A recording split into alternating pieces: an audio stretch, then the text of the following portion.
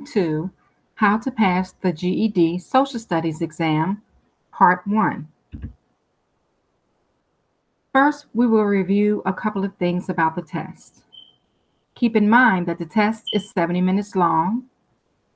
It is one part and consists of multiple choice, drag and drop, fill in the blanks, hotspot, and a drop-down menu. You will not receive any breaks when taking this test, and calculators are allowed, and they will provide you with a reference sheet. 3 topics will be discussed and covered in this section: reading for meaning in social studies, analyzing historical events and arguments in social studies, and finally using numbers and graphs in social studies. Main ideas and details in social studies readings: you will be presented with social studies passages and be asked to determine the main idea and use details to make inferences or claims. The passages will often make particular claims about a topic and then provide details that the author uses to support the assertions that are made. Furthermore, readings may be from a primary source, which is created by someone with first-hand knowledge of an event, or it may contain secondary sources. Secondary sources are created by someone at a later time who did not have first-hand knowledge of the event. Sometimes these documents are complex and written in old-fashioned style, and it takes skill to read and understand what the main point or points of the reading are, which might not be obvious to you on the first read. Let's look at an example of a reading about American history and how it might argue that the cause of the American Revolution was the unfair taxation of the American colonies. This reading might then provide details or examples of unfair taxation that support the author's position. Or you may read another excerpt of a letter written by a soldier during the U.S. Civil War. This primary source document explains the perspectives of that individual and what he or she was doing or experiencing at that time. As the reader, your task will be to explain or summarize the main points or theme of what the soldier was trying to communicate. So, let's practice. We will now read an excerpt from the Declaration of Sentiments presented to Seneca Falls Convention by Elizabeth Cady Stanton in 1848. Please read while I read aloud. We hold these truths to be self-evident, that all men and women are created equal, that they are endowed by their Creator with certain inalienable rights, that among these life are liberty and the pursuit of happiness, that to secure these rights, governments are instituted, deriving their just powers from the consent of the governed. Whenever any form of government becomes destructive of these ends, it is the right of those who suffer from it to refuse allegiance to it and to insist upon the institution of a new government. What concept is the main idea of this excerpt? A, nationalism. B, natural rights. C, imperialism. D, majority rule. You may stop the video and review the excerpt if needed. You have 1 additional minute to answer this question.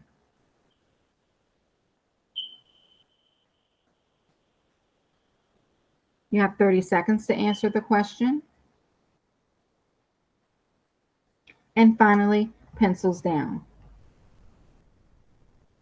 What did you answer?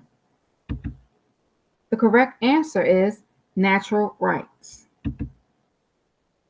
You will also be presented with social study passages which include common social studies terms and phrases.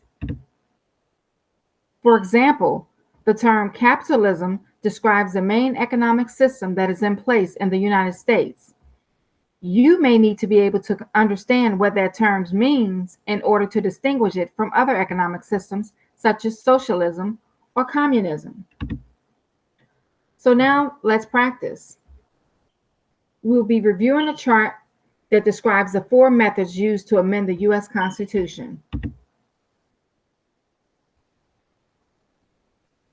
Step 1, number 1, a 2/3 vote in both houses of the U.S. Congress. 2, a 2/3 vote in both houses of the U.S. Congress. 3, a National Constitution Convention called by 2/3 of the state legislatures. 4, a National Constitution Convention called by 2/3 of the state legislatures. Step 2, ratified by 3/4 of the state legislators. Ratified by ratification conventions in 3/4 of the states. Ratified by 3/4 of the state legislatures. And finally, ratified by ratification conventions in 3/4 of the states. Now let's look at the 17th Amendment. In 1787, delegates to the Constitutional Convention decided to give state legislators the power to select U.S. senators. The purpose was to ensure that the interests of the states were represented in the national legislature. However, some argued that the people should directly elect their senators. They thought the interests of the states would be preserved because the people were the source of all government power. The first of nearly 300 congressional resolutions calling for direct election of senators came in 1826. Over the next 85 years, an amendment to directly elect U.S. senators was debated extensively. Finally, in 1913, the 17th Amendment, which allowed for the direct election of senators, was ratified. What does the word convention mean in both the chart and the 17th Amendment passage? A, cultural tradition. B, formal assembly. C, agreed upon contract. D, preferred writing style. You may stop this video and rewind if you need to review both passages.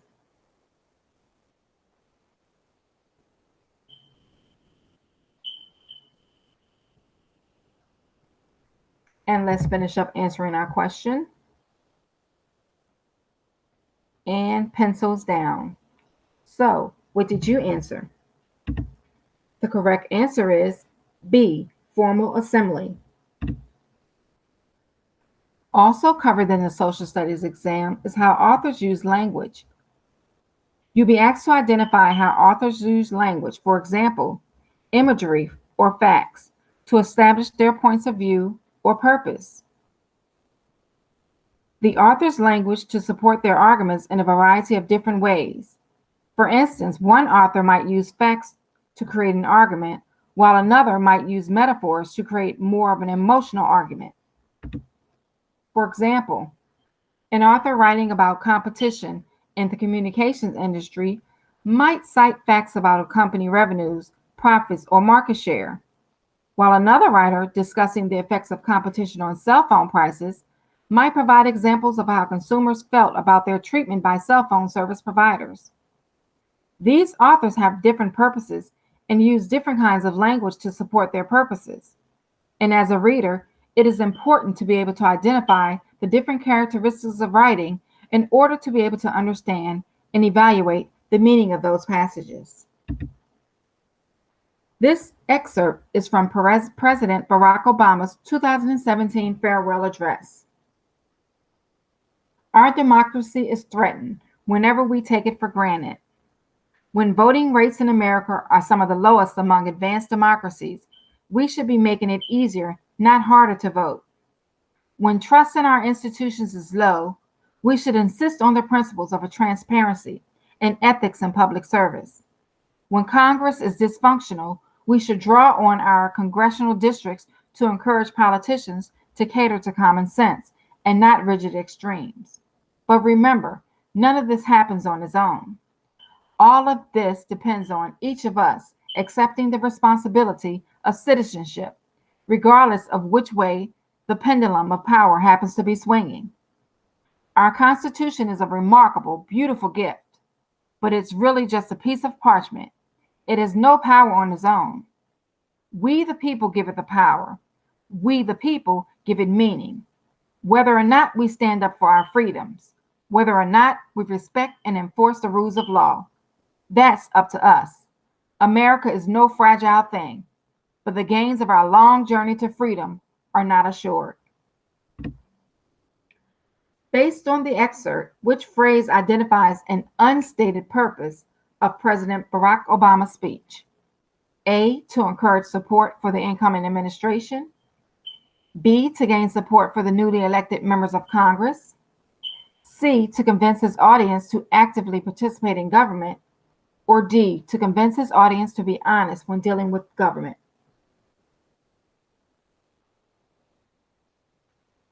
You may stop this video and review the excerpt if you need to.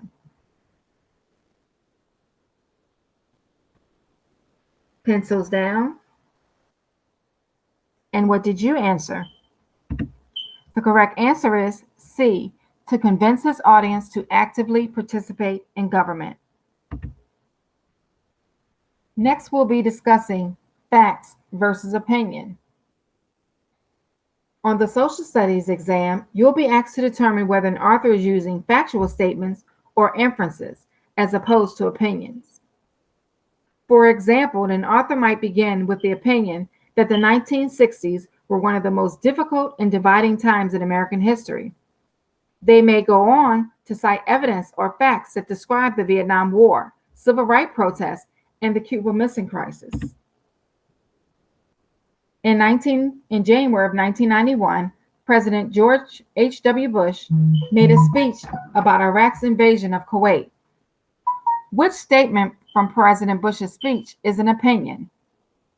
A, the United Nations, with full support of the United States, has already tried to peacefully pressure Iraq out of Kuwait.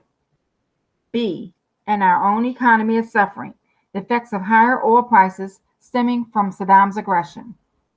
C, economic sanctions are taking a toll, but they are still not forcing Saddam out of Kuwait. Or D, we have seen too often in this century how quickly any threat to one becomes a threat to all.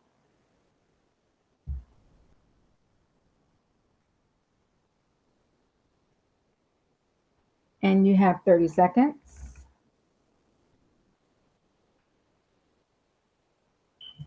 Let's go ahead and finish up.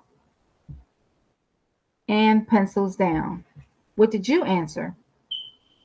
The correct answer is D. We have seen too often in this century how quickly any threat to one becomes a threat to all.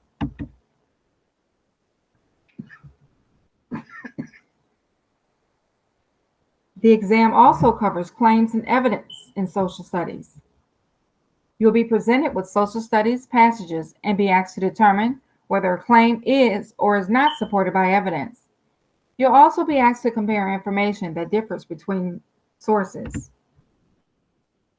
For example, the test might provide you with a passage that discusses the historical expansion westward of the United States in the 19th century, and that argues that the expansion was beneficial to the Native American people who had occupied the land previously. The reading might provide evidence to support that claim, and your task would be to evaluate whether it does or does not. You may also be asked to read information from different sources and analyze whether the different versions are credible in supporting the claims that are made. This is an essay by Alexander Hamilton, which was published in 1788. Not only is a Bill of Rights unnecessary, I am sure that in the proposed Constitution, it would even be dangerous. Why declare that things will not be done when there is no power to do them? Why assert that certain rights are protected when the government has no power to violate those rights?